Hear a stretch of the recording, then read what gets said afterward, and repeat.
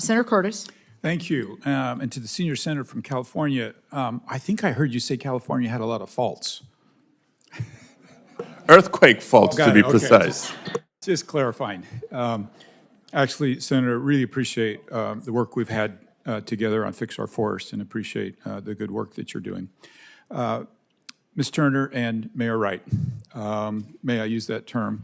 I continue to believe that mayor is one of the best public positions that we can hold. As mayors, you have to be nimble, you have to deliver results, you have pragmatic accountability, and it's my experience that those are all important things in this current role that you're approaching as well, and I appreciate your service there. We've had a conversation to talk about Utah, and as you know, Utah aspires to be a centerpiece in nuclear as we move forward. It's just a great solution to clean baseload. And as you're aware, we've had some attempts, not always successful, and I'm curious how the NRC can work with our entities in the state on paths forwards and specifically lessons learned so that we can make this a reality in Utah. So first off, once a mayor, always a mayor. All right, Mayor?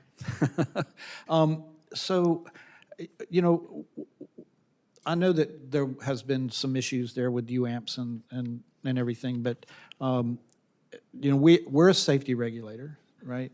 And so utilities and other nuclear companies out there, companies that have nuclear, they make decision on their energy assets, whether it's nuclear, gas, or anything else. They make that in a boardroom, and we're not a part of that financial discussion.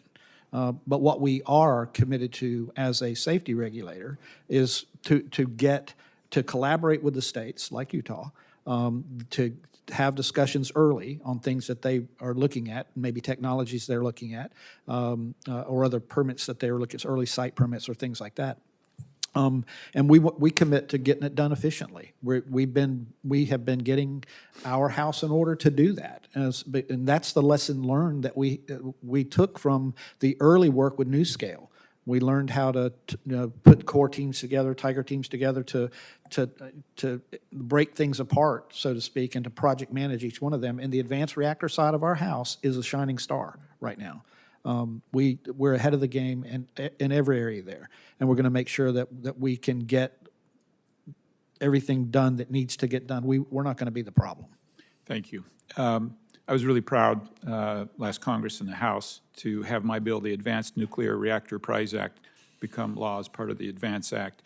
And that legislation was built on this simple premise that if we want to foster innovation and clean energy, we have to reward and support first movers, and that starts with certainty and clarity, and I think you referred to some of that.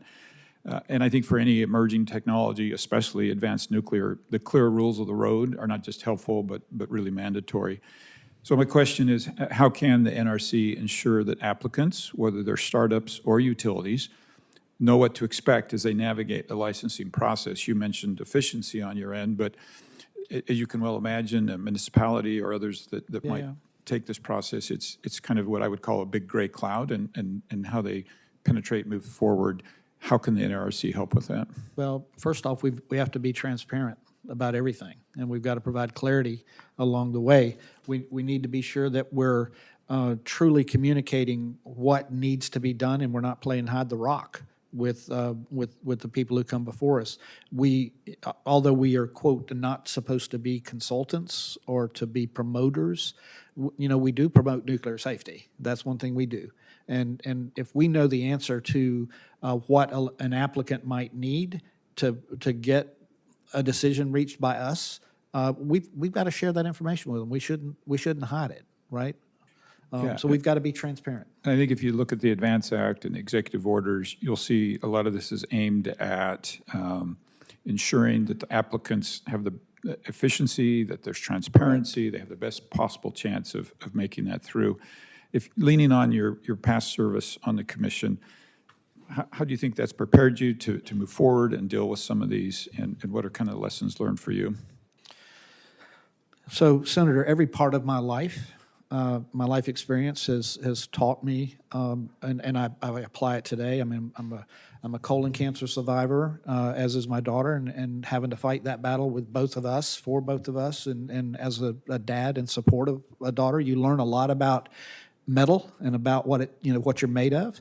As a mayor, you've already spoken to this. You have to be nimble. That's the closest to the people you're going to get.